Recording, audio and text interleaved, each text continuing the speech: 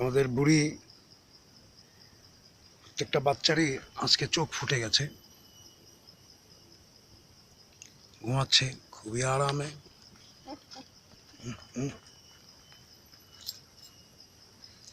কিন্তু ঘটনা খুবই মর্মান্তিক। গত 17ই মে আমাদের ব্ল্যাকিকে একজন পাখি শিকারী এসে মেরে রক্তাক্ত করে চলে গেছে। এখানে এই ঘরের ভিতরে ঢুকে তারা তাণ্ডব চালিয়েছিল। আমার এই যে গিটারের ব্যাগ, গিটারের ভিতরে, ব্যাগের ভিতরে গিটার আছে, এটার এই নেকটা ওরা এখানে হয়তো কোনো কিছু করেছে, ভেঙে ফেলেছে। আমি প্যাকেট থেকে আর বার করছি না এখন, কিন্তু ভেঙে ফেলেছে, কষ্টটা এখানেই। আর ওকে তো মেরে রক্তাক্ত করেছেই। এগুলোর পেছনে আমি একটা রহস্য আজকে খুঁজে পেয়েছি। এই 4-5 জনের মধ্যে একজন দুলাল কসাই আছে। সে কসাই মূলত, তার কোনো দোকান নেই, সে ভাড়ায় কাজ করে, নিজে কোনো জায়গার থেকে ছাগল টাগল কেটে ভাগ ভাগ করে বিক্রি করে। এতে বোঝা গেল সে এখান থেকে কুকুরকে মেরে এবং ওকে জবাই করে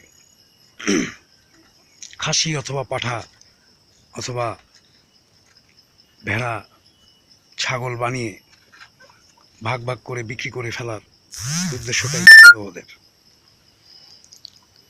কিন্তু ব্যর্থ হয়েছে। এখানে কুকুরের বাচ্চা আছে, ওরা খুবই অ্যাগ্রেসিভ এখন। যে কেউ আসলে আক্রমণ করবে, ওদের সীমানায় কাউকে আসতে দিবে না, এটাই ওদের নিয়ম। এই মতে তাকে কামড়ও দিতে পারে। কিন্তু এখানে প্রত্যেকটা কুকুরই ভ্যাকসিন করা, কোনো মানুষেরই কিচ্ছু হবে না। কিন্তু এই লোকটার উদ্দেশ্যই খারাপ। এত মানুষ থাকতে তাকেই বা কেন কামড় দেবে? আরও অনেক মানুষ আছে, সবার সাথেই কুকুরের পরিচয় হয়ে যায় অল্পতেই, আসা যাওয়ায়। আর এখানে এই বট গাছ, সামনে বাহিরে অল্প একটু রাস্তা, এদিকে কোনো রাস্তাও না, এটা একটা জঙ্গল, এদিক দিয়ে এটা কোনো রাস্তাই না। সে এখান থেকে এখানে কেন আসবে? এইখানে তার আসার কি দরকার? এখানে একটা কুকুর পাহারা দিচ্ছে, এটার ভিতরে একটা কুকুর পাহারা দিচ্ছে। বাহ, সুন্দর প্রজাপতি এসেছে এই মুহূর্তে। বাহ, এই প্রকৃতির মধ্যেই ওরা বাস করছে, জন্ম দিচ্ছে, আমিও সারভাইভ করছি। এই যে ভিতরে কুকুর, হ্যাঁ, প্রজাপতিও ঘুরছে ওদের সাথে। এখানে কেন ওরা আসবে? এই পথে কি আসার দরকার? এই যে আমি যেদিকে লোকেশন দেখালাম, ওদিকে কাঁটার তারের বেড়া, এটা বন্ধ থাকে, প্রত্যেক পরশের পরেই বন্ধ হয়ে যায়। তো শুধুমাত্র এবার আমি রিকোয়েস্ট করে এই পথটা খুলে রেখেছিলাম, যে আসা যাওয়ার জন্য মানুষের একটু আরামে এই পথে হেঁটে যেতে পারবে। এই যে এই পথটার পরে এই পথটা এদিকে চলে গেছে উপরের দিকে, পাশের জন্য দেখা যাচ্ছে না। উপরের দিকে এইদিকে উঠে ওই যে ওইখানে, হ্যাঁ, এই পথ দিয়ে উঠে এই যে, এই যে মসজিদ, এই যে এখানটায় সিঁড়ি, এই বরাবর সিঁড়ি, এখানে এই গাছ বরাবর উঠে উপরে হচ্ছে রওজা। তো তারা এই পথে সহজভাবে আরামে চলাফেরা করতে গিয়ে এখানের পশু পাখিকে মারে, পাখি মারে, সেটাকে নিষেধ দেওয়ার জন্য এই কুকুরের উপরে তাদের আক্রমণ। দল বেঁধে আসে, এই যে কতগুলো ইট দেখুন, এই ইটগুলো দিয়ে সেদিন এই ব্ল্যাকিকে মেরেছিল। ব্ল্যাকি এখন ওখানেই আছে। এখন সে আসলে, ওরা এখানে দুইজনেই দুই প্রান্তে বসে মাকে পাহারা দেয়। ওদের মা এখানে ভিতরে বাচ্চা নিয়ে থাকে সবসময়, মাকে পাহারা দেয়।